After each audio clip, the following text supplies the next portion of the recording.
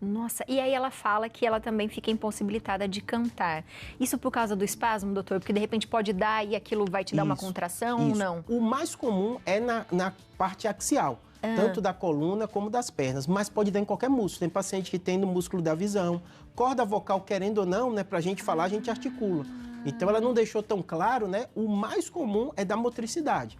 Então, para ficar no palco, para posição, tem paciente, para você ter ideia, que ele diz que tem uma condição na musculatura do abdômen.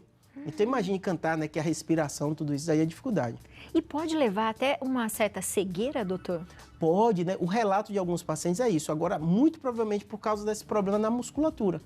Então, tem paciente que refere isso. Eu comecei com a dificuldade visual, porque nosso olho, nossa maquinaria do corpo é muito perfeita, né? Então, a gente movimenta o olho de forma coordenada. Qualquer problema que tenha essa musculatura, você sente tudo.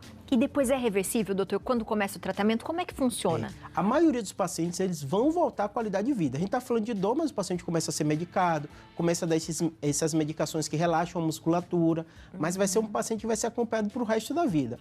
Hoje, na literatura, tem alguns relatos de pacientes que não voltaram a ter crises, existem, né? Mas hoje, quando a gente fala dessa doença, fala que é uma doença que é de controle. Então, você dá medicamento, acompanha, precisa desse remédio para não ter as reações autoimunes, mas às vezes volta novamente. Então, é um paciente que vai estar funcional, então ela não vai ser aquela doença que às vezes a gente falou muita doença que vai levar à morte por causa dela, né? Mas o paciente vai ter esses quadros, às vezes, agudizados. E é interessante porque como demora para ter esse diagnóstico, provavelmente deve ir por etapas, né, doutora? Assim, a Parkinson, quantos anos tem? Provavelmente não é. É assim que vai fazendo? Como é que faz o diagnóstico? Tem exame? Como é que é? O mais difícil na nossa realidade do Brasil, né? Então, normalmente, é o paciente, a gente fala de 2 casos para cada milhão, mas no Brasil a gente tem dificuldade muito grande de diagnóstico.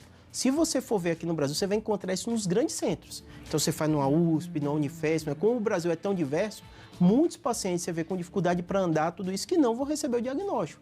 Para vocês terem ideia, esses anticorpos que são medidos são muito específicos. Só em grandes centros, assim como São Paulo, é possível fazer esses testes. Então, né, se você está em casa, tem alguma dificuldade, não fique achando que é isso, é muito raro. Né? Eu falo para o paciente assim, por mais que a gente se encante quando vê alguém famoso, começa a identificar o sintoma, a gente na medicina pensa pelas coisas óbvias. Então, uma frase que eu gravo, que eu achei bem legal de medicina, as coisas comuns acontecem comumente. Então, é mais comum você ter enxaqueca, ter tontura, ter tudo, do que ter a síndrome da pessoa rígida. Mas, se você ter sintoma, procure um especialista. É o neurologista, ele vai fazer a suspeita, ele vai fazer a investigação, excluindo essas causas, aí ele pode pedir anticorpo, tudo isso para tentar fechar o diagnóstico. E doutor, eu já cheguei a ver em alguns